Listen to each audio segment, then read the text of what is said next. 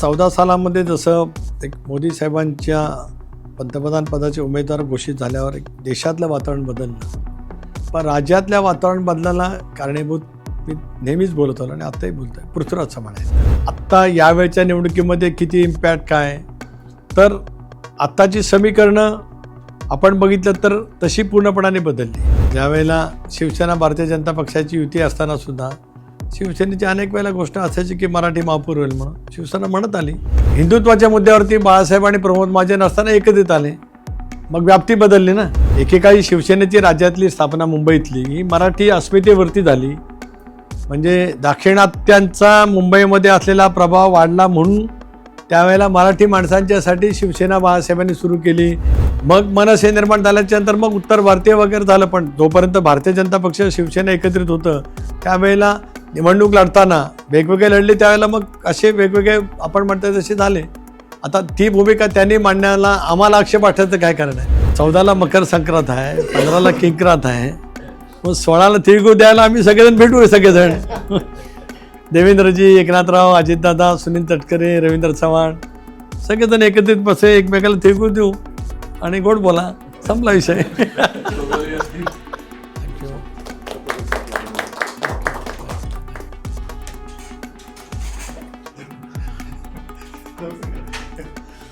महाराष्ट्राच्या सर्व दूर क्षेत्रामध्ये महत्त्वाची भूमिका बजावणारा लोकसत्ता एक महत्त्वाचं दैनिक यांच्या लोकसंवाद या कार्यक्रमामध्ये मला सहभागी होण्याची संधी आमच्या सर्व लोकसत्तेतील सहकारी मित्रांनी दिली. काल संतोषजींचा फोन आला होता आणि मला उपस्थित राहण्याचं भाग्य लाभलं, त्याबद्दल आपल्या सर्वांचेच मी मनापासून या ठिकाणी आभार मानतो. नवीन वर्षाच्या शुभेच्छा देतो आणि नवीन वर्षाच्याच प्रारंभी आज राज्यातल्या 29 महानगरपालिकेच्या निवडणुकीला प्रदीर्घ कालावधीच्या नंतर आपण त्या ठिकाणी सामोरं जात आहोत. या निवडणुका तशा 22मध्ये अपेक्षित होत्या, परंतु या ना त्या कारणाने राज्यातले झालेले सत्ताबदल असतील, आरक्षणाच्या बाबतीमध्ये वेळोवेळी न्यायालयाकडनं आलेले निकाल असतील, माननीय सर्वोच्च न्यायालय असेल, उच्च न्यायालय असेल, त्यामुळे या निवडणुका जवळपास एक दुसरी टर्मची मुदत संपत असतानाच त्या ठिकाणी होत आहेत. अशा वेळेला राजकीय समीकरणंसुद्धा राज्यातील खूप बदललेली आहेत. ज्या वेळेला मागच्या महापालिकेची टर्म संपली असती त्यावेळेला राज्यामध्ये माझ्या माहितीप्रमाणे महाविकास आघाडीचं सरकार त्यावेळेला होतं, ज्याचं नेतृत्व उद्धवजी करत होते, अजितदादा उपमुख्यमंत्री होते. ते सरकार राष्ट्रवादी काँग्रेस, शिवसेना आणि काँग्रेस या पक्षाचं होतं. तदनंतरच्या कालावधीमध्ये करोना आला आणि करोनाच्यामुळेच त्या निवडणुका त्या कालावधीमध्ये पुढं गेल्या. नंतर राज्यामध्ये सत्तांतर झालं, शिंदेसाहेबांनी एक भूमिका घेतली, त्यामध्ये भारतीय जनता पक्ष आणि शिवसेना, म्हणजे आज अधिकृत निवडणूक आयोगाने जे मान्यता दिली ती शिवसेना, यांचं सरकार त्यावेळेला प्रस्थापित झालं. त्यानंतर त्या सरकारमध्ये राष्ट्रवादी काँग्रेस पक्षाने NDAमध्ये सहभागी होण्याचा निर्णय घेतला. त्या निर्णयावरती खूप टीकाटिप्पणी झाली, कारण आम्ही सर्वजण धर्मनिरपेक्ष विचार, शिवशाहू फुले आंबेडकरांची सामाजिक समता या सिद्धांतावर दीर्घकाळ काम करत आलो.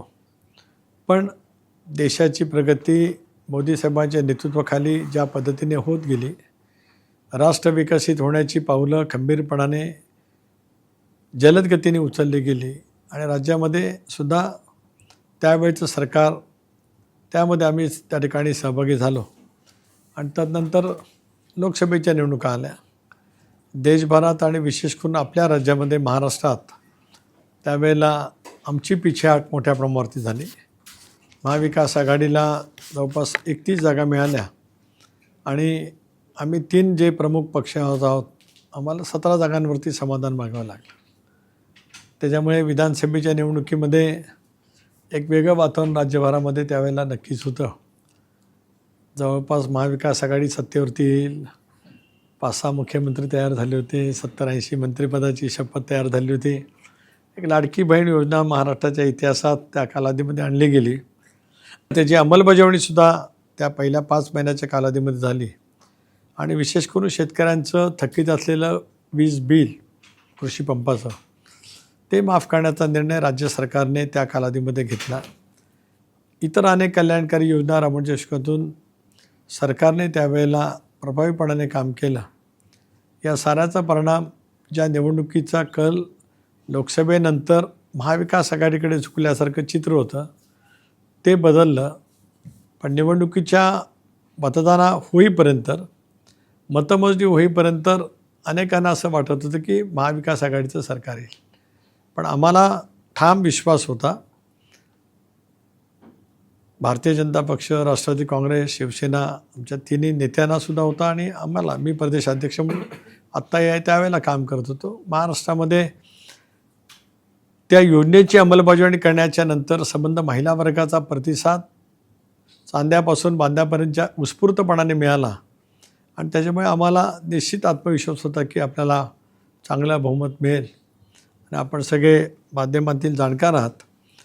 महाराष्ट्राच्या निर्मितीच्या नंतर प्रथमच पूर्वी काँग्रेस सरकार 95पर्यंत एक हाती येत होतं.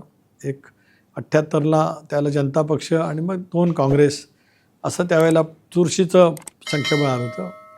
पण त्यानंतर आत्तापर्यंत युती किंवा आघाडी राज्यामध्ये येत आली. पण कुठल्याही किंवा युतीला किंवा आघाडीला किंवा एकेकाळी काँग्रेस पक्ष या राज्यामध्ये खूप बलवान असतानासुद्धा जेवढ्या जागा नव्हत्या मिळाल्या तेवढ्या 238 जागांवरती महायुती त्या ठिकाणी विजयी झाली. आणि आज राज्यात कारभार देवेंद्रजींच्या नेतृत्वाखाली, अजितदादा एकनाथरावांच्या नेतृत्वाखाली त्या ठिकाणी सुरू आहे. अशा वेळेला या महानगरपालिकेच्या निवडणुकीचा टप्पा, आता दुसरा टप्प्यातल्या स्थानिक स्वराज्य संस्थांच्या निवडणुका आहेत. नगरपालिकेच्या निवडणुका 265च्या आसपास झाल्या आणि आपण पाहिलं तर जवळपास विधानसभेच्या निवडणुकीसारखाच कल नगरपालिकेच्या निवडणुकीमध्ये मिळाला. याचं कारण आपण बघितलं तर भारतीय जनता पक्षाचे सर्वाधिक नगराध्यक्ष आहेत, खालोखाल शिवसेनेचे आहेत आणि 40च्या आसपास राष्ट्रवादी काँग्रेस पक्षाचे आहेत. त्यामुळे ती संख्या 85 ते 90% आसपास जाते. मग राहिलेलं पवारसाहेबांचा राष्ट्रवादी काँग्रेस पक्ष असेल, उद्धव बाळासाहेब ठाकरे असेल किंवा काँग्रेस असेल, त्यांना यश मर्यादित स्वरूपाचं त्या ठिकाणी लाभलं. नगरसेवकांची संख्यासुद्धा आम्ही परस्पर अनेक ठिकाणी वेगवेगळे लढलो राज्यामध्ये. कुठे शिवसेना राष्ट्रवादीची युती झाली, कुठे शिवसेना भाजपची युती झाली, कुठे शिवसेना आणखीन इतर आमची युती झाली. काही वेळेला स्वतंत्रसुद्धा लढलो, काही ठिकाणी स्थानिक आघाडी झाली. पण एकंदरीत नगरसेवकांच्या निर्वाची संख्या आपण पाहिली तर महायुतीच्याच नगरसेवकांची संख्याबळ अधिक आहे. तर महानगरपालिकेच्या निवडणुका आहेत. मुंबईसह राज्यातल्या या सगळ्या निवडणुका महत्त्वाच्या आहेत. आणि मुंबईमध्ये आपण पाहतो आहोत की तिथे भारतीय जनता पक्ष, शिवसेना एकत्रित लढते आहे. आम्ही स्वतंत्रपणाने लढतो आहोत.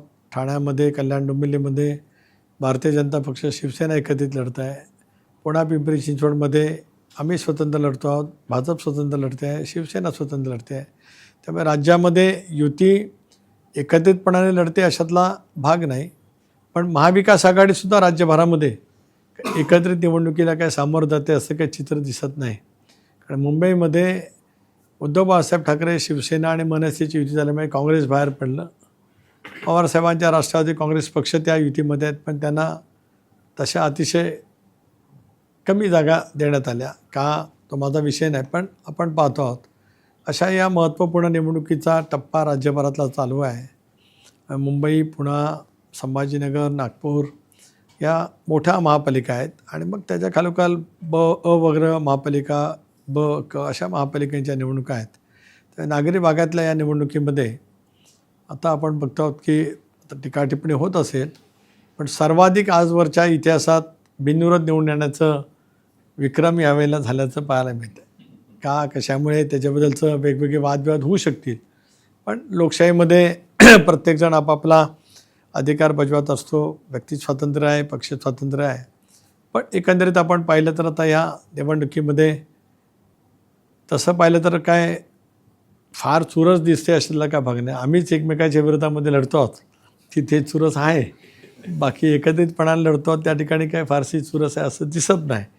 तरी पण मतदार हा सर्वश्रेष्ठ लोकशाहीमध्ये आहे पण आम्हाला असा विश्वास आहे की याही निवडणुकीमध्ये बाय अँड लार्ज राज्यातले निकाल येतील त्यावेळेला महायुतीचं वर्चस्व असलेलं पाहायला मिळू शकेल.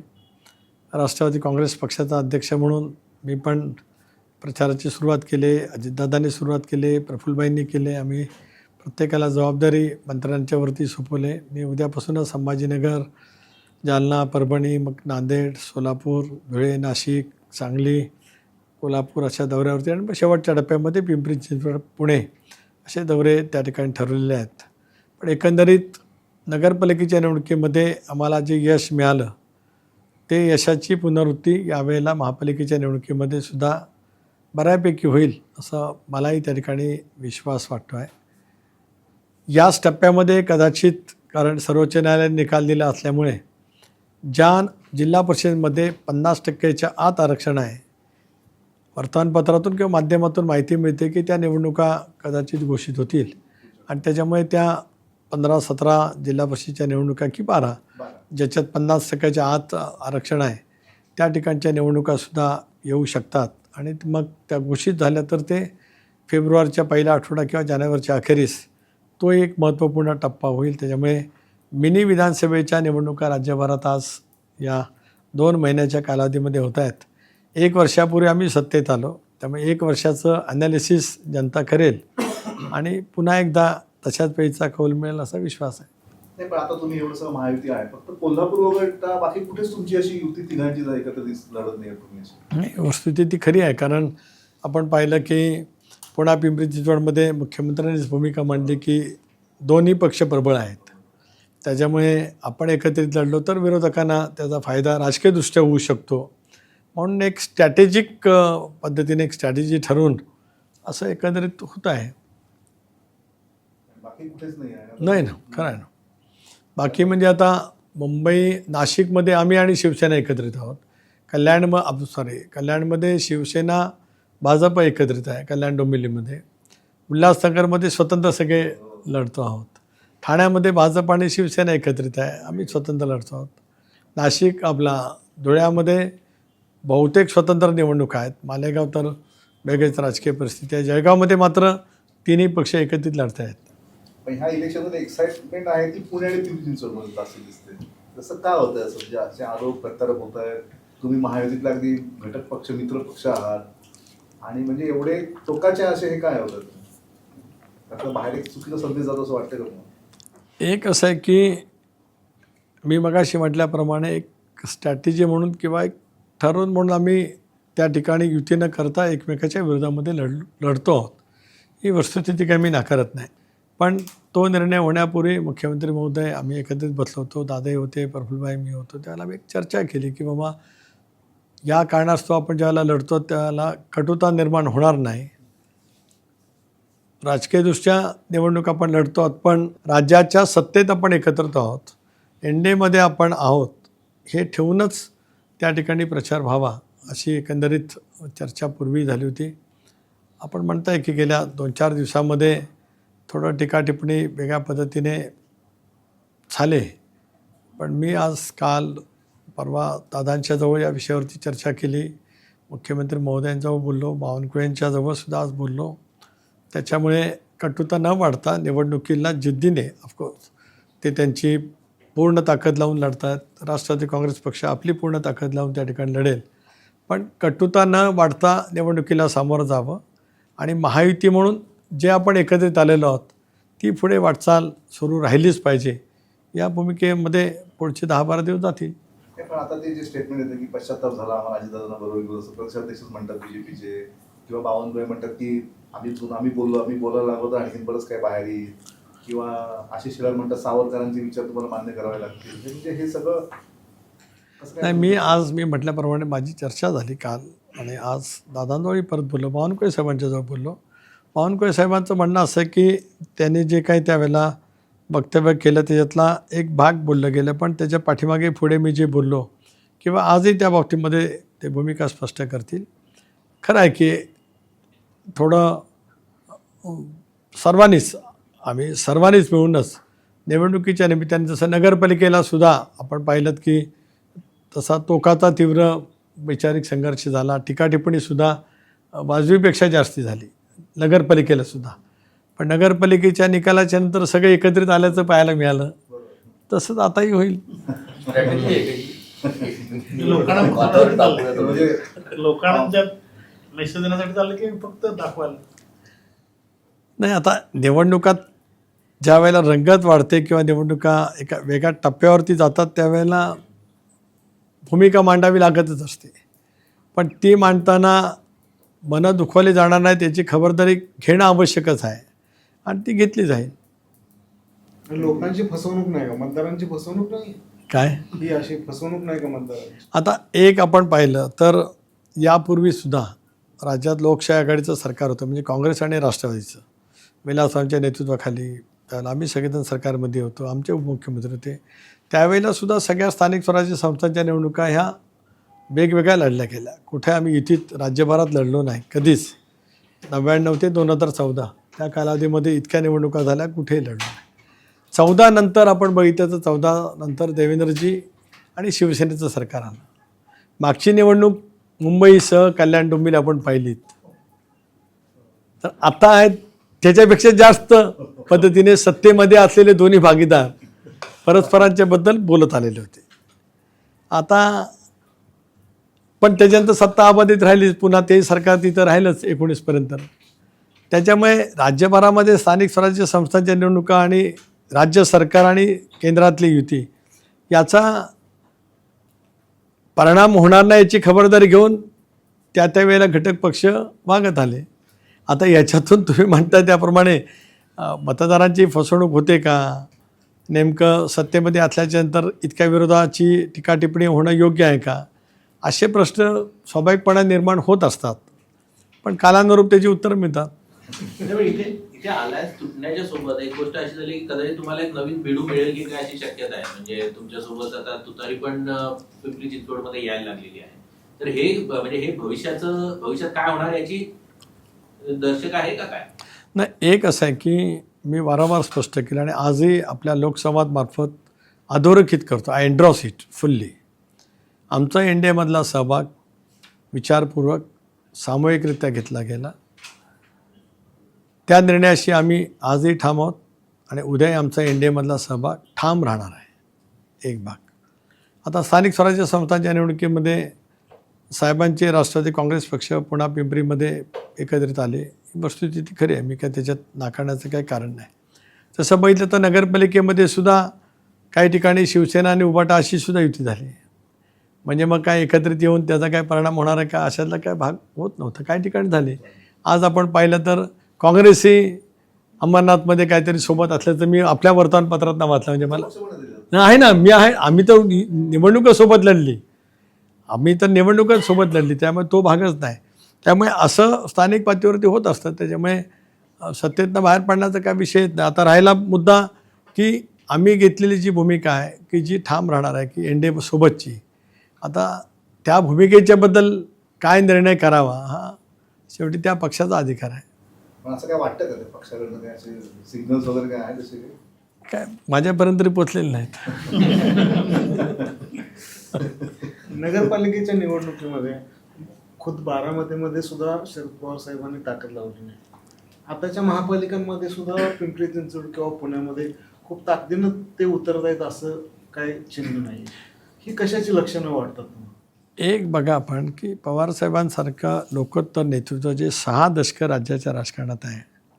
प्रामुख्याने आपण पाहिलं साहेब मुख्यमंत्री असताना किंवा केंद्रीय मंत्री असताना सुद्धा नगरपालिकेच्या निवडणुकीच्या प्रचारात ते कधी उतरले नाही. याचं कारण मुख्यमंत्री किंवा केंद्रीय मंत्र्यांनी त्यांचा एक ठरवलं असेल की नाही उतरायचं. याचा अर्थ साहेबांनी नाही उतरलं म्हणजे इतर मुख्यमंत्र्यांनी उतरणं असं नाही. मग इतरचे सगळे मुख्यमंत्री उतरतच आले. विलासरावजी असताना, पृथ्वीराजजी असताना, अशोक चव्हाण असताना किंवा देवेंद्रजी असताना ते प्रत्येकजण उतरतच.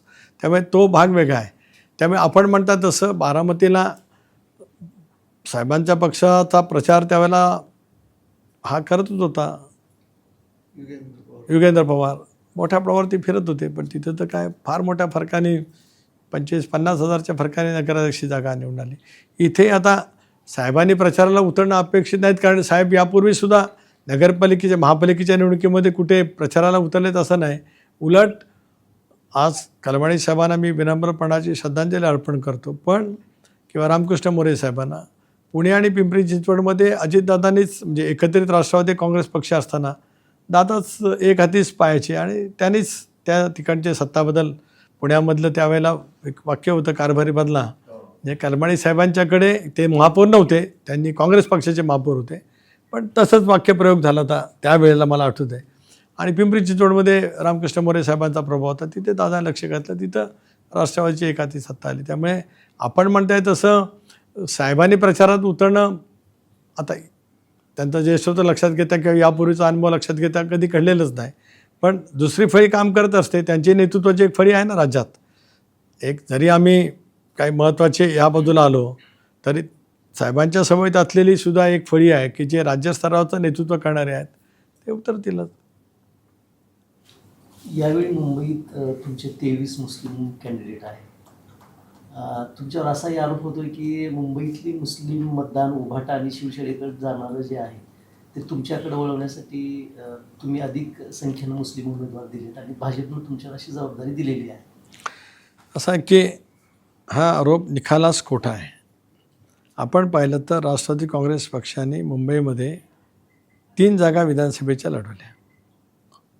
एक सना मलिक, 2 जिशान सिद्दीकी, 3रं नवाब मलिक.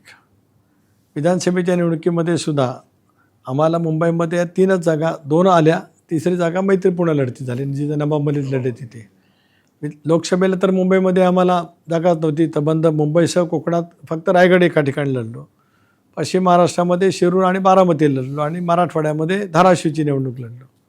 त्याच्यामुळे स्वाभाविकपणाने त्या विधानसभा मतदारसंघातील आपण पाहिलं तर ते मुस्लिम बहुल मतदारसंघ आहेत.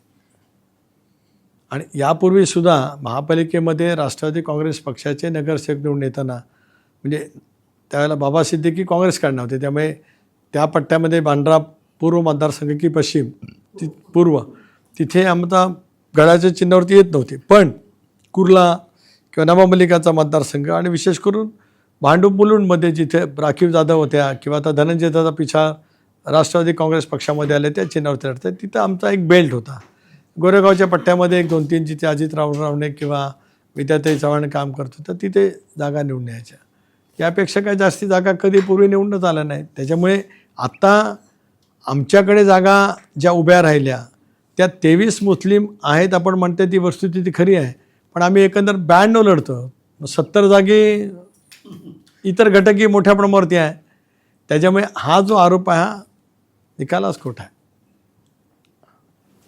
तुम्ही मगाशी एक कंपॅरिझन केली मध्ये कल्याणला जे झालं तसंच आता पिंपरी चिंचवडमध्ये घडतंय. केली ना. त्यावेळेला मला आठवतं की एकनाथरावांची उद्विग्नता आपण पाहिली.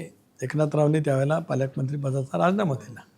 त्या ठिकाणी जी काय कारवाई होत होती त्याच्याबद्दल बाकी मी काय त्या विश्लेषण जात नाही, पण आठवण म्हणून बोलतो. मग रामदास कदम बोलले, मग देवेंद्रजी मुख्यमंत्री असताना म्हणाले हां, मग मुंबईमध्ये तितक्याच टोकाची लढाई झाली, पण नंतर सरकार चाललं व्यवस्थित.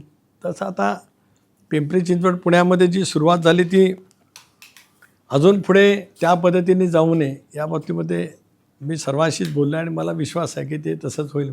पुणे आणि पिंपरी चिंचवडमध्ये काय वाटतं तुम्हाला, म्हणजे राष्ट्रवादी नंबर सत्तेतील पक्ष नंबरचा पक्ष म्हणून? एक असं आहे की आज भारतीय जनता पक्षाने पूर्णपणे ताकद लावले. मागच्या निवडणुकीमध्ये दोन्हीकडे भारतीय जनता पक्ष सत्तेवरती होता आणि भारतीय जनता पक्षाने एकंदरीत अधिक शक्तीस्थळं तिथं दिलेत. तर मुरलीधर मोहोळ राज्यमंत्री आहेत, मेघाताई राज्यसभेच्या खासदार आहेत, पिंपरीमध्ये 2 विधान परिषदेचे सदस्य आहेत.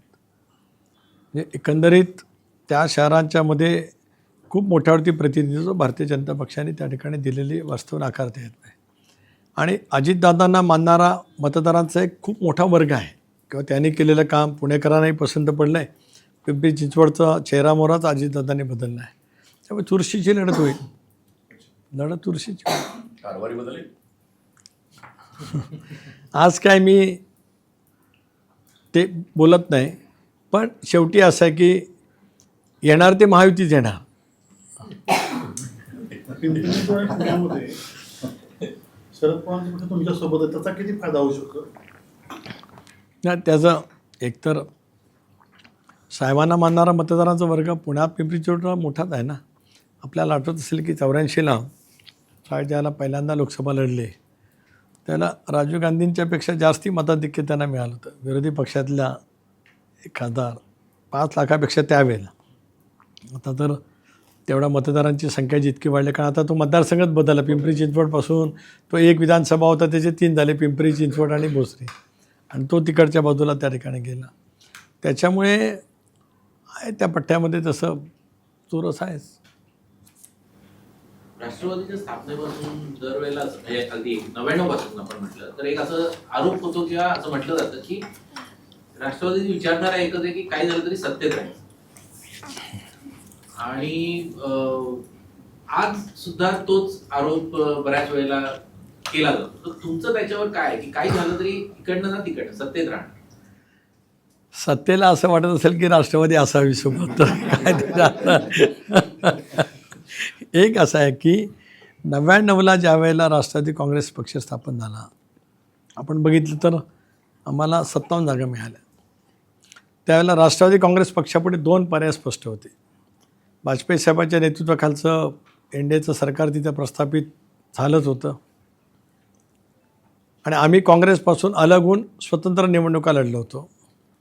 आणि आपण जसं आता सांगताय याहीपेक्षा कठोर टीका टिप्पणी आता जिथे चालले त्याच्यापेक्षा कितीतरी अधिक पटीने टीका टिप्पणी काँग्रेसच्या नेतृत्वाने पवारसाहेबांच्यावरती केली होती, प्रचंड प्रमाणावरती. मी त्यावेळेला माझी दुसरी टर्म होती, पण मला सगळं आठवते. इतक्या पद्धतीने त्यावेळेला टीका टिप्पणी झाली की जी महाराष्ट्राच्या राजकारणात कधी झाली नाही. खरं आहे की पवारसाहेबांनी स्वाभिमानाने पक्ष काढला, काय काढणार असतील तर ते विरोधी पक्षनेते होते, वेगवेगळी कारणं आहेत, त्याच्या तपशिलात आज जाण्याचं काही हे फोरम नाही. पण त्या निवडणुकीमध्ये इतक्या टोकाची टीका टिप्पणी झाल्याच्या नंतरसुद्धा 2 पर्याय होते की एक तर एन डी एमध्ये म्हणजे वाजपेयी साहेबांच्या सरकारमध्ये केंद्रातही आम्ही सहभागी होऊ शकलो असतो, आणि राज्यातसुद्धा होतंच तिथं तेवढं संख्याबळ होतंच, किंवा मग ते जे त्यावेळेला काँग्रेस आणि नुसतं काँग्रेसबरोबर करून संख्याबळ नाही झालं, 7-8 पक्षाला सोबत घ्यावं लागलं. जनता पक्ष होता, शेतकरी कामगार पक्ष होता, सपा होता, नवाब मलिक त्याला सपाकडनं होते, आणखीन इतर कम्युनिस्ट होतं, असे सगळ्यांचं मिळून ते सरकार की जे सरकार चालवणं कशी कसरती फक्त विलासरावनेच केली. इतक्या पक्षांचं सरकार हे महाराष्ट्रात त्या कालावधीमध्येच होतं, म्हणजे पहिल्या ह्याच्यामध्येच 99 ते. त्याच्यामुळे सत्तेसाठीच आम्ही तशातला का भाग नाही. आता 2014पर्यंत राज्यात आम्ही आणि काँग्रेस एकत्रित सत्तेवरती होतो. त्यावेळेला 14 सालामध्ये जसं एक मोदी साहेबांच्या पंतप्रधान पदाचे उमेदवार घोषित झाल्यावर एक देशातलं वातावरण बदललं, पण राज्यातल्या वातावरण बदलायला कारणीभूत मी नेहमीच बोलत आलो आणि आत्ताही बोलतो आहे, पृथ्वीराज चव्हाण आहेत. एक उत्तम कोएलिशनचे मुख्यमंत्री कोण, तर विलासराव देशमुख कोएलिशनचे मुख्यमंत्री, आणि कोएलिशनचे सर्वात कोण हे तर पृथ्वीराज चव्हाण. तिथून एक बदललं समीकरणं. त्याचा परिणाम असा झाला की मी त्याला 14ला अध्यक्ष होतो. जागा वाटपामध्ये काही जागा बदल करण्याचं ठरलं, तर त्यांनी आमच्याकडून मतदारसंघाची नावं मागितली. माझं ठाम मत होतं की मतदारसंघाची नावं देऊ नये, चर्चेमध्ये एकदाच फायनल करावे. मी, प्रफुल्ल पटेल, अजितदादा, माणिकराव ठाकरे, पृथ्वीराज चव्हाण आणि त्यांच्या वतीने अजून एक सिनियर होते असे त्या बैठकीमध्ये, आणि मला असं वाटतं अहमदभाई नंतर आले, पण अजून एक त्यांचं हायकमांडचे कोण प्रतिनिधी होते. माझं पक्षाध्यक्ष म्हणून म्हणणं होतं की आपण एका वेळेला बसूनच अदलाबदलची करायची, एका टेबलवर करावी एकाच वेळेला. पण त्याने मागितल्या, त्यांना कराडला फॉर्म भरायला जायचं होतं, ज्या आम्हाला बदलून जागा पाहिजे त्या मतदारसंघाची नावं त्यांनी घेतली आमच्याकडून, आम्ही दिले. आणि दुसऱ्या दिवशी त्या मतदारसंघात जे बदललेले मागतो तिथे काँग्रेसने उमेदवार घोषित केले, आणि चव्हाणसाहेब त्यावेळेला पृथ्वीराज चव्हाण फॉर्म भरायला कराडला गेले. परिणाम असा झाला की ज्या वेळेला युती किंवा आघाडी होत असते त्यावेळेला युती आघाडी घोषित होईपर्यंत कोणी आपले उमेदवार ठरवतं पण घोषित करत नाही. इथं नावं घोषित झाली, तिथे ठिणगी पडली, मग आम्ही स्वतंत्र लढण्याचा निर्णयास्पद आलो. त्यावेळेला भारतीय जनता पक्ष आणि शिवसेनेची तुटली आणि एकनाथरावनी जाहीर केली. आता ती एकाच दिवशी आली का, तर 3 दिवस राहिले होते अर्ज भरायला. पण त्यावेळेला सुद्धा जसं आता याने मला प्रश्न विचारला की 23 मुस्लिम म्हणजे BJPने तुम्हाला सांगितलं, त्यावेळेला पण असं झालं की आम्ही ठरवून आम्ही पण एकत्र वेगळे लढतोय, ते वेगळे लढतात, असं त्यावेळेला झाला ना 2014ला. I was leading the party at state united NCP 14मध्ये. पण तसं त्यावेळेला नव्हतं. मग 4 पक्ष वेगवेगळे लढले. त्यात मग भाजपला सर्वाधिक 105 जागा त्यावेळेला आल्या, 122 आल्या, 105 नंतर आल्या, 19ला आल्या. मग आम्ही बाहेरून पाठिंबा दिला. आता तुम्ही जे सांगितलं ना की 99चं जे सांगितलं तर तुम्ही 2023 मध्ये NDAमध्ये जॉईन झाला. तुमच्या मते 99 सालीच ती वेळ आली होती का तेव्हा?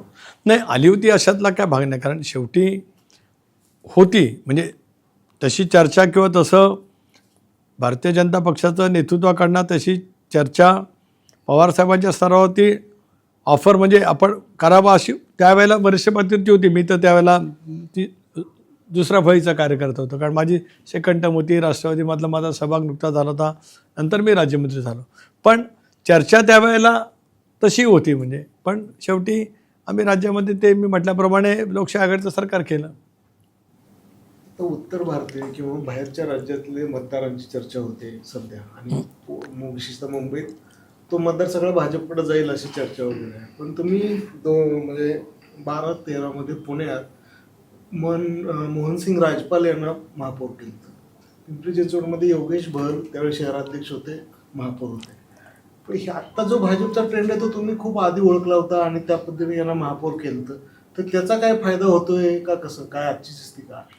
नाही, मोहनसिंग राजपालांना केलं त्यांचं एकंदरीत पक्षातलं योगदान आणि शेवटी त्या घटकाला सुद्धा कुठेतरी पुण्यनगरीसारख्या प्रथम महापौर पदावरती बसवणं एक राष्ट्रवादी काँग्रेस पक्षाची भूमिका सर्वांना सोबत घ्यायची त्या पद्धतीने झाली.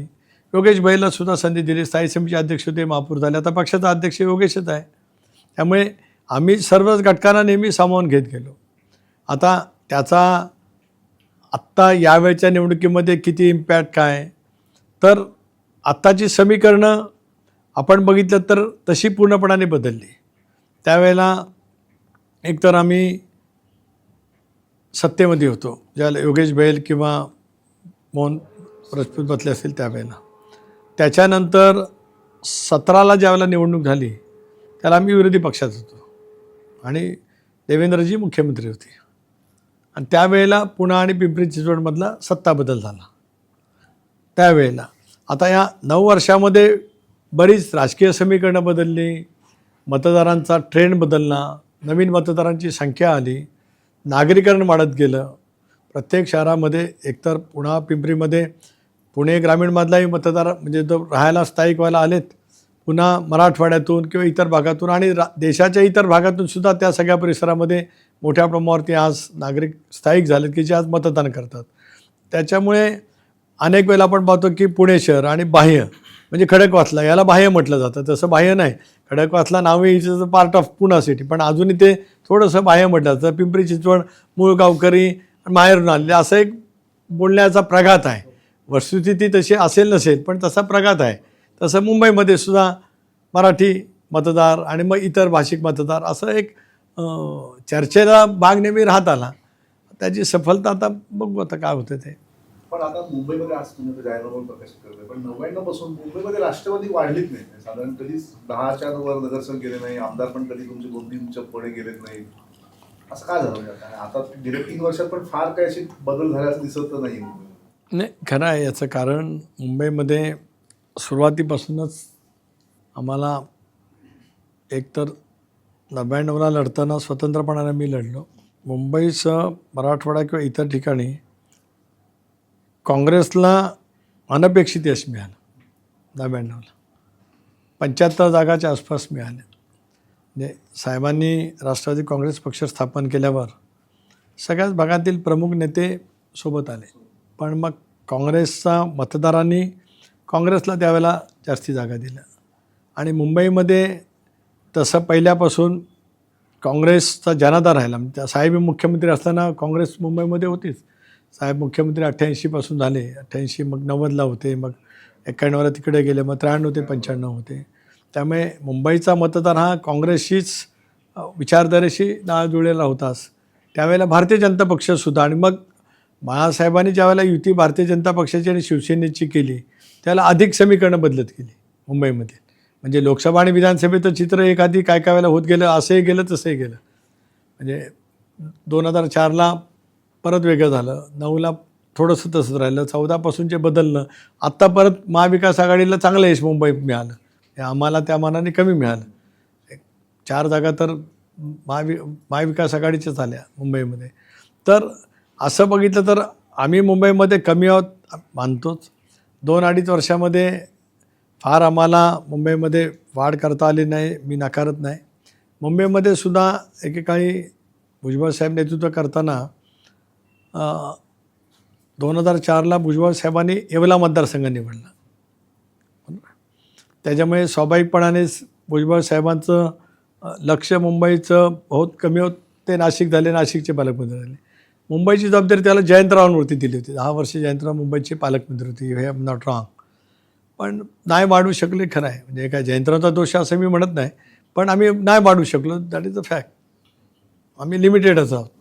राष्ट्रवादी काँग्रेस तसं कोणत्याही पक्षाशी व्यवस्थित जुळून घेतं म्हणून कदाचित तुम्ही म्हणाल सत्तेधारी पक्षांना ते जवळचं वाटत असावं. कारण आधी तुम्ही काँग्रेस बरोबर भरपूर जुळवलं किंवा भाजप एक प्रकारे अस्पृश्य किंवा हिंदुत्ववादी होती. आता त्याच भाजप बरोबर तुम्ही चांगलं एकदम जुळून घेतलंय. त्याच्यामुळे फडणवीस म्हणतात की यांच्याशी भावनिक नातं एकनाथ शिंदेची आणि तुमच्याशी धोरणात्मक युती आहे. ते नेमकं कुठलं धोरण आहे? आणि दुसरं तुम्ही मगाशी म्हणतात की विलासराव हेच कोअलिशनचे चांगले मुख्यमंत्री, तर तो या मुख्यमंत्र्यांचंही तुम्ही तुलना करून तो हे आहे तुमचं मत की आता ती विलासरावची ओळख पुसली जाईल अशा प्रकारे फडणवीस कोअलिशन होत आहे? नाही, मी कोअलिशनचा विलासरावांचा उल्लेख केला त्या मताशी मी ठाम आहे. पण देवेंद्रजींच्या बाबतीमध्ये त्याचा संबंध नाही, कारण आता या सरकारमधला आमचा सहभाग हा अलीकडचा आहे आणि देवेंद्रजी आत्ताच्या महायुतीचे मुख्यमंत्री होऊन वर्ष झालं.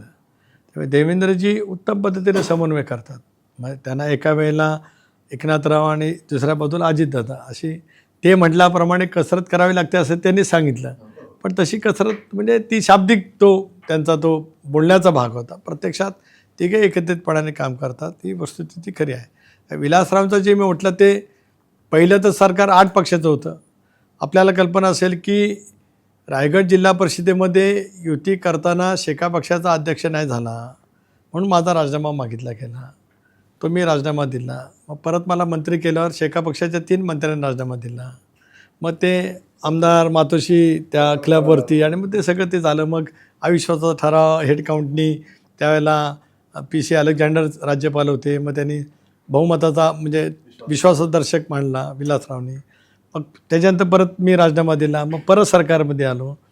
त्यावेळेला तर 8-9 पक्षाचं सरकार होतं. ते 8-9 पक्षाचं सरकार फक्त विलासरावनी चालवलं. Best coalition minister. 7-8 गट आहेत तसे. एक गोगावलेंचा गट, एक इकडे शिरसाट्यांचा गट.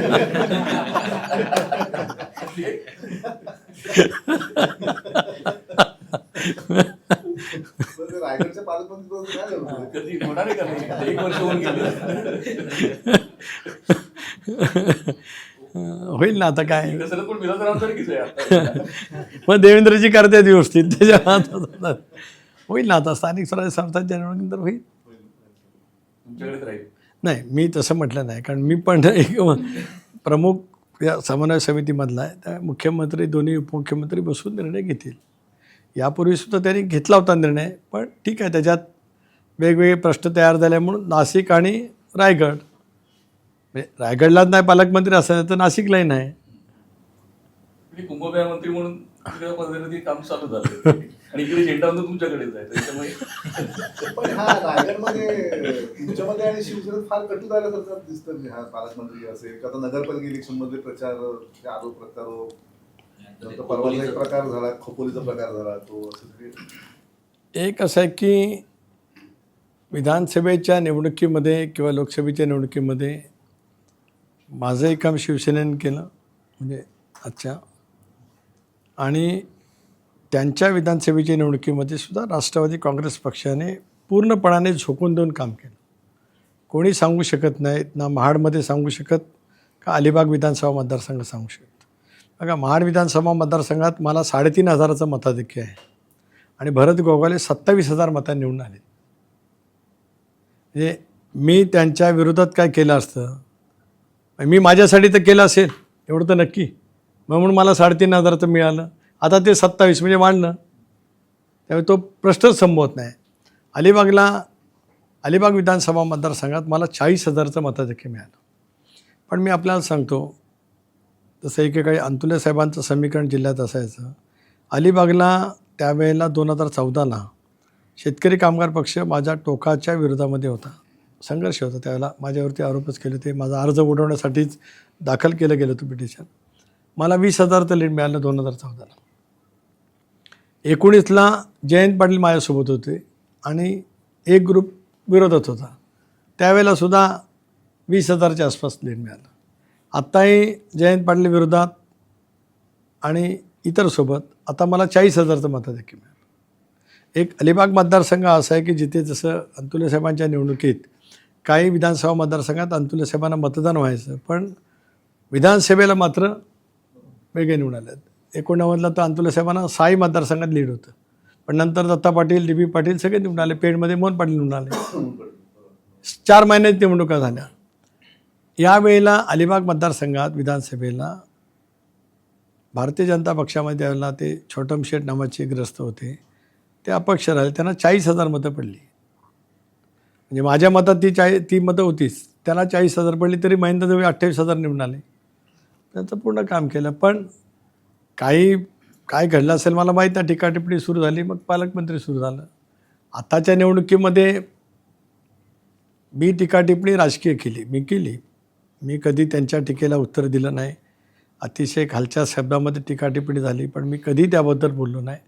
पण निवडणुकीच्या प्रचारामध्ये उतरून महाडला जाऊन मला काय वाटलं ते महाडबद्दल बोललो, म्हणजे तिथल्या विद्यमान आमदारांबद्दल. मुरुडला जाऊन तिथल्या आमदारांबद्दल काय बोलायचं ते बोललो. कर्जतला जाऊन, खोपोलीला जाऊन तिथला काय भूमिका ती मांडली. जी होती ती राजकीय भूमिका मांडली. आम्हाला यश मिळालं. यावेळेला रायगडमध्ये 71 जागा राष्ट्रवादीच्या आहेत, खालोखाल 51 जागा शिवसेनेच्या आहेत. भारतीय जनता पक्ष कमी लढला, त्यांच्या 38 आहेत. खोपोलीचा परवाचा प्रकार अतिशय निंदनीय आहे. मी तर त्याला दुसरं सांगितलं की राज्यातल्याच काय देशातल्या सगळ्या तपास यंत्रणा एकत्रित करून तिथे SIT नेमा आणि कोण जबाबदार असेल त्याच्यावरती कारवाई करा. एक त्याप्रमाणे तिथे 10 आरोपी अटक झालेत. पोलीस अधीक्षकांनी मुलाखतीत देताना बऱ्यापैकी त्याच्यातली स्पष्टता त्यांनी सांगितली असं आपण ऐकलं असेल. तर ठीक आहे, राजकीयदृष्ट्या टीकाटिप्पणी केली गेली. त्यामुळे माझ्या बाबतीमध्ये टीकाटिप्पणी केली तर मी डिफर्मेशनची नोटीस आज उद्या देणार आहे. देणार. आणि राज्यभरामध्ये आमच्या पक्षाचे 100 तालुकाध्यक्ष देणार आहेत. कारण टीकाटिप्पणी करताना ज्या पद्धतीने केली गेली त्याच्यातला कुठलाही काही हे नसताना आणि मग दुसऱ्या कुठल्या तरी जिल्ह्यातल्या घटनेचा संबंध तिकडे जोडण्याचा प्रयत्न केला, चुकीचं आहे. शेवटी आरोपी झालेत अटक. घटना मी सांगतो निंदनीय आहे. जे आरोपी अटक झालेत त्यांच्यावरती कठोर कारवाई, फास्ट ट्रॅक कोर्टामध्ये खटला चालवा आणि निर्णय करावा. बिलकुल. मी दुसऱ्या दिवशीच मुलाखत दिली. मी दुसऱ्या दिवशी जाऊन आलो कर्जतला. नेक्स्ट डे आवाज येईन कर्जत. परत मी कर्जतला गेलो. काय देत हे अशात काही कारण नाही. पण काहींना भान नसतं, ते बोलतात. ठीक आहे. त्यांनी सांगितलं की मुंबईचा महापौर राष्ट्रवादी काँग्रेस ठरवेल, आमचे 30 जण येतील नगरसेवक. तुम्हाला ते मान्य आहे का? आणि नवाब मलिक चालत नव्हते, त्यांनी निवडून आणले नगरसेवक भाजपला चालते. एक असं आहे की शेवटी निवडणुका लढवत असताना आपण कार्यकर्त्यांची ईर्ष्या उमेदवाराला बोलत असतो. नवाब मलिकाने जे वक्तव्य केलं त्याच्यामध्ये आम्ही आज कधी नाही होतं, म्हणजे एकत्रित राष्ट्रवादी असतानासुद्धा इतक्या जागा लढलेल्या नाही आहोत. यावेळेला जास्ती लढल्या. पण हे सांगतात त्या गणितात नाही. त्या गणितातल्या नाही. कारण युती झाल्याच्या नंतर किंवा तिकडे झाल्याच्या नंतर अनेक इच्छुक येत गेले, योग्य वाटले, पक्ष देत गेला उमेदवारी. आता प्रत्यक्षात येईल त्यावेळेला बघू आपण. एकतर भारतीय जनता पक्ष आणि शिवसेना म्हणजे एकनाथरावांच्या नेतृत्वाखाली, की ज्यांच्याकडे पूर्वीचे बऱ्यापैकी नगरसेवक एकनाथरावांच्या सोबत आले, नंतर सत्तेमध्ये आल्याच्या नंतर उद्धवजींकडे फार कमी संख्येने राहिले असते. मला नेमकी संख्या माहीत नाही, पण सायझेबल जास्तीत जास्त नगरसेवक हे त्यावेळेचे जे एकत्रित शिवसेनेचे होते ते एकनाथरावांच्या सोबत आहेत. भारतीय जनता पक्षाने मुंबईवरती लक्ष म्हणजे विस्तार हा त्यांचा अगोदरपासून आहेच. कारण काही वेळेला त्यांचे लोकसभा आता बोरिवली मतदारसंघ तर भारतीय जनता पक्षाचा बालेकिल्लाच राहिला. एकदा यश मिळालं. बाकी तिथे राम नाईक साहेब किंवा नंतर आता पियुष गोयल किंवा मध्ये हे शेट्टी जे उमेदवार देतात भारतीय जनता पक्ष तिथं प्राबल्यच आहे, म्हणजे एकदम स्ट्रॉंग बेल्ट आहे. तसं या इथे सुद्धा कधी मुरलीबाई यायचे किंवा जयंतीबेन यायच्या साऊथ मुंबई पूर्वीचा त्याला दक्षिण मुंबई इतर ठिकाणी मग शिवसेना आणि असं संमिश्र राहायचं. तसं बघितलं तर तेही ताकदीने पूर्ण क्षमतेने लढतात. उद्धवजीने आणि मनसे ते अनेक वर्षांनी एकत्रित आल्यामुळे एक वेगळा बेचा प्रचार करण्याची त्यांनी भूमिका घेतली. काँग्रेस स्वतंत्र आहे त्या सगळ्या ह्याच्यात, म्हणजे महाविकास आघाडी म्हणून काँग्रेस नाही. आता काँग्रेसने एक स्वतंत्र वेगळी भूमिका घेतली की मनसे सोबत आहे म्हणून काँग्रेसने स्वतंत्र भूमिका घेतली. आता या सगळ्या ह्याच्यामध्ये कशा पद्धतीने मतांचं विभाजन होतं आहे की कसं होतं आहे आणि मुंबईकरांच्या मनात नेमकं काय आहे.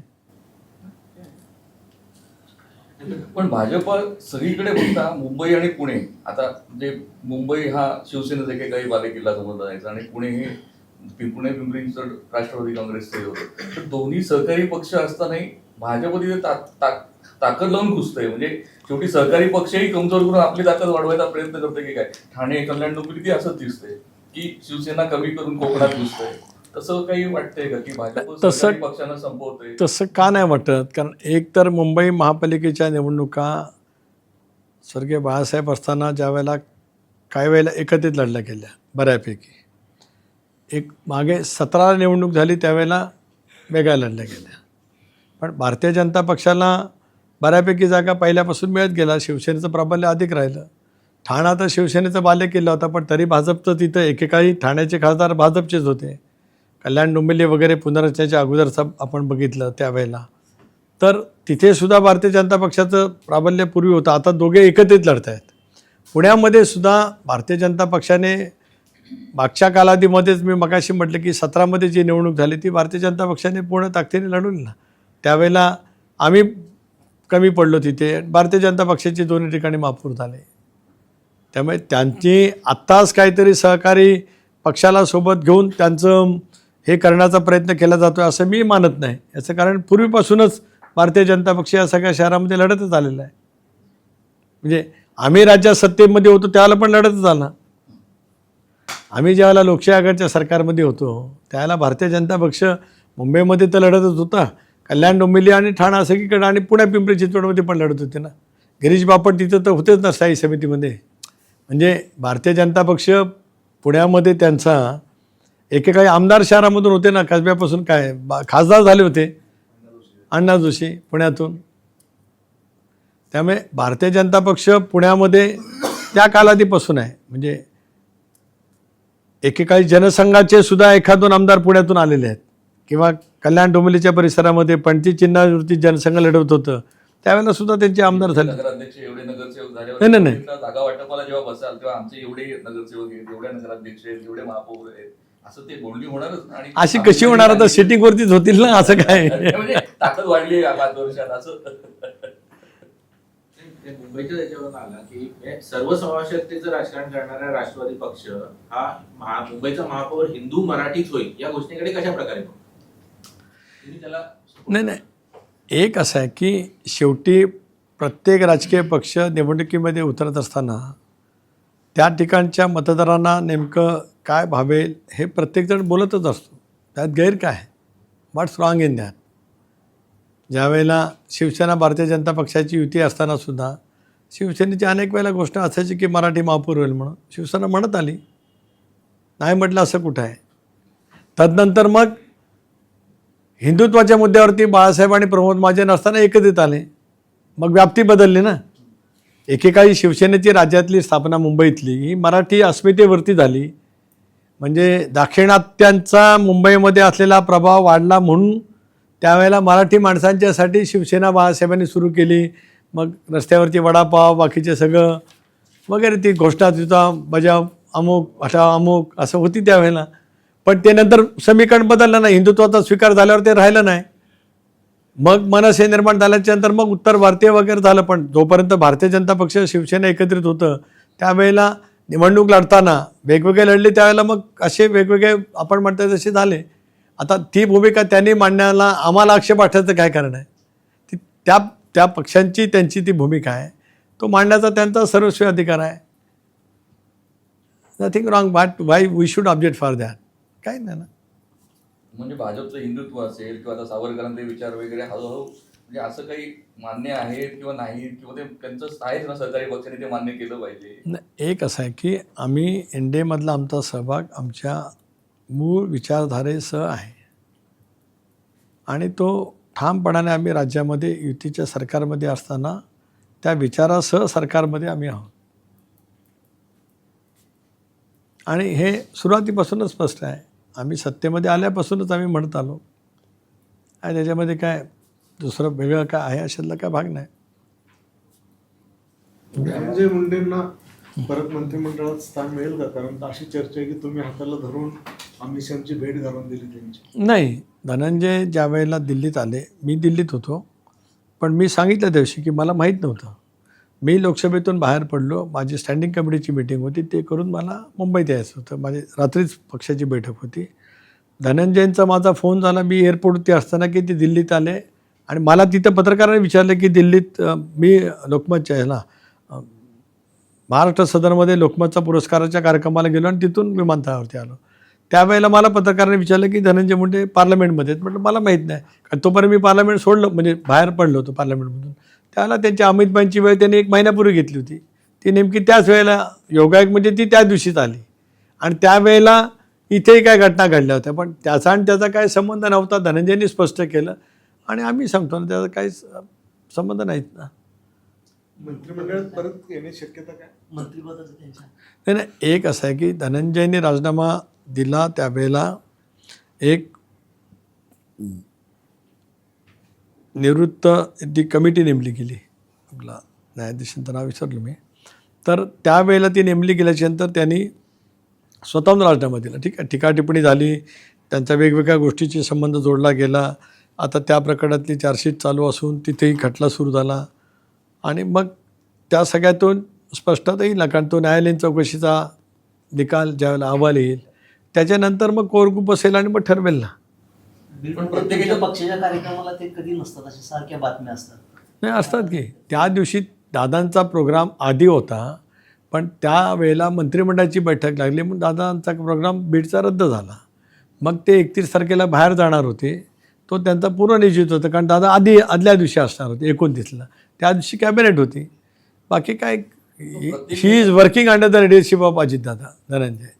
प्रत्येक नेत्यासाठी असं वेगळा न्याय लावला जातो का? कारण माणिकराव कोकाटे होते, त्यांना आधी दंडाधिकाऱ्यांची शिक्षा दिली, नंतर जिल्हा न्यायालयाने दिली, तरी सुद्धा त्यांचं मंत्रिपद ठेवलं 2 दिवस आणि त्यांना बिनखात्याचं मंत्री ठेवलं 2 दिवस, पण नंतर शेवटी हे केलं, राजीनामा द्यायला लावला. पण धनंजय मुंडेंच्या संदर्भात आरोप झाल्या कुठे दोष नाही, चार्जशीट नाही, पोलीस FIR मध्ये नाव नाही, त्यांना आधीच राजीनामा द्यायला लागला.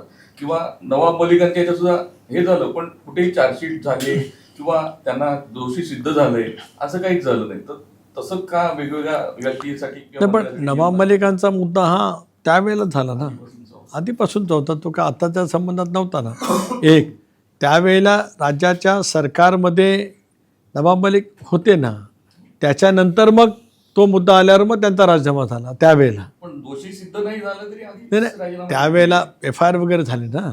एक माणिकरावांचा निकाल कुठला आहे, माणिकरावांच्या बाबतीमध्ये पक्षाने निर्णय घेत असताना 95 सालापासून त्यांची जी केस चालू होती त्या संदर्भात त्यांना कन्व्हिक्शन झालं, मी नाकारत नाही, झालं ते झालं.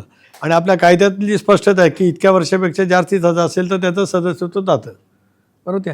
त्याच वेळेला त्यांनी JMFCने निकाल दिला होता, तो सेशन कोर्टाने अपेल केला, स्टे दिला, पण त्यांचं मंत्रिपद राहिलं. आता सेशन कोर्टाने निकाल दिल्याच्या नंतर त्यांचा एक राजीनामा त्याने दिला. सर्वोच्च न्यायालयामध्ये हायकोर्टापर्यंत जाईपर्यंतचा जो कालावधी होता तोपर्यंत आम्ही राजीनामा घेतला. मग ते सर्वोच्च न्यायालयामध्ये जाऊन त्यांना इंटरिम मिळाला, पण तोपर्यंत राजीनामा घेतला ना त्यांचा आम्ही. काय त्याच्यामुळे काय धनंजयना वेगळी वागणूक, माणिकरावांना वेगळी वागणूक असं काय हे नाही. शिक्षा पण वाट बघितली गेली. नाही, मी काय सांगितलं की त्यांच्यावरचा खटला हा 95 सालामध्ये त्यावेळी तुकाराम दिघोळे साहेब असताना त्यांनी दाखल केला होता. म्हणजे त्याची ट्रायल 95 पासून चालू होती.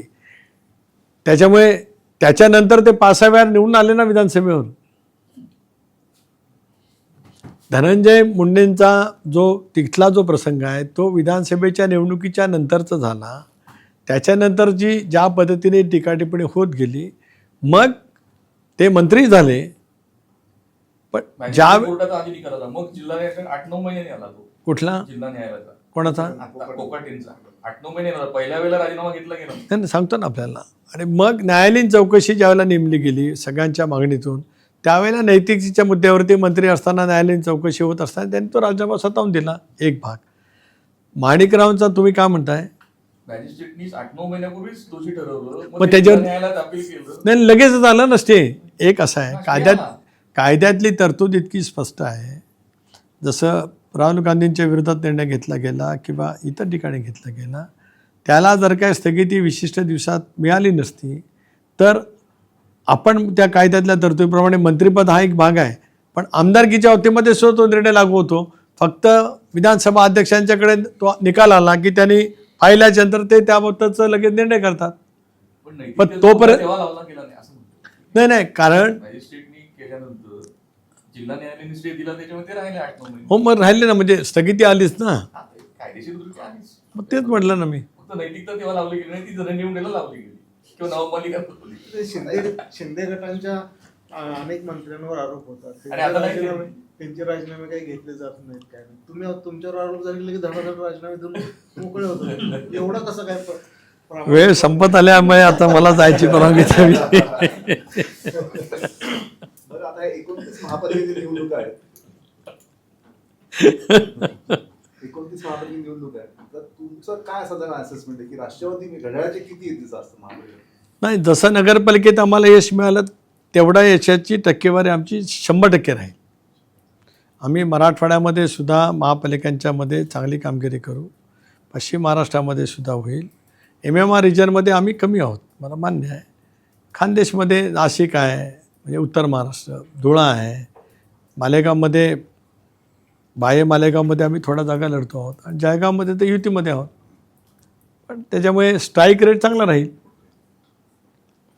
आणि हेच राजकीय जे काही वातावरण आहे हे जिल्हा परिषदांना पण असंच प्रकारे राहील, एकमेकांवर आरोप प्रत्यारोप, अलायन्स तुटणं, अलायन्स बांधणं, काय त्यात काही वेगळं होण्याची शक्यता? एक असं आहे की जसं नगरपालिकेच्या नंतर सगळे एकत्रित बसले, दुसऱ्या दिवशीच ना आपण बघितलं ना, तिसऱ्या दिवशीच एकनाथरावांना भेटायला रवींद्र चव्हाण गेले. त्याच्या आधी 3 दिवस आधी ज्या पद्धतीने टीकाटिप्पणी सिंधुदुर्गात झाली, त्याच्यानंतर शेवटी लिडरशिप इज ऑलवेज वाईज ना, ते त्या पद्धतीने करतात. त्या झालं तसं आता यावेळेला पण होईल. 16 तारखेला 14ला मकर संक्रांत आहे, 15ला किंक्रांत आहे, मग 16ला तिळगुळ द्यायला आम्ही सगळेजण भेटू. सगळेजण देवेंद्रजी, एकनाथराव, अजितदादा, सुनील तटकरे, रवींद्र चव्हाण सगळेजण एकत्रित बसे, एकमेकाला तिळगुळ देऊ आणि गोड बोला, संपला विषय.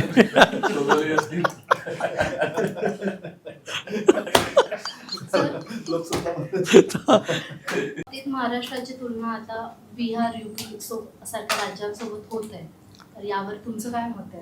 खरी अशी टीका अयोग्य आहे. महाराष्ट्राचा सुसंस्कृत दर्जा, महाराष्ट्राचं विकसित आणि सगळ्या नागरिकांना सामावून घेण्याची एकंदरीत मानसिकता दीर्घकाळाची आपण पाहतो आहोत. अलीकडच्या कालावधीमध्ये काही वेळेला काही घटना दुर्दैवी घडल्यात, मी नाकारत नाही, पण त्या दुर्दैवी घटना घडल्या म्हणजे लगेच आम्ही इतर राज्यांशी आपली तुलना करावी, हा महाराष्ट्रावरती अन्याय आहे. खरं सांगतो तर ठीक आहे, काही ठिकाणी काहींच्याकडून काही चुकीच्या गोष्टी घडल्या असतील, मी नाकारत नाही, त्या घडल्या नाही पाहिजेत या मताचा मी आहे. मग उद्या राष्ट्रवादीच्या कोणाकडनं जर घडली तर मी त्याचं समर्थन नाही करणार, कारण त्या गुन्हेगारी क्षेत्रापासून आपण अलिप्त असलं पाहिजे.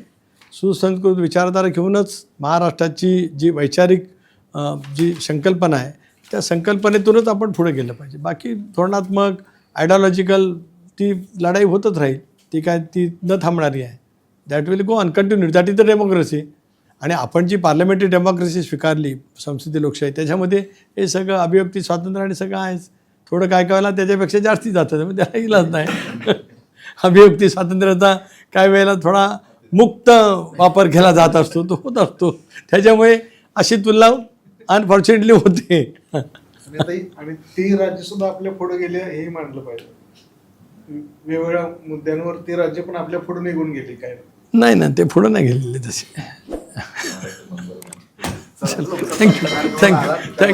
थँक्यू. येस, धन्यवाद. आज जरा आय एन्जॉय इट.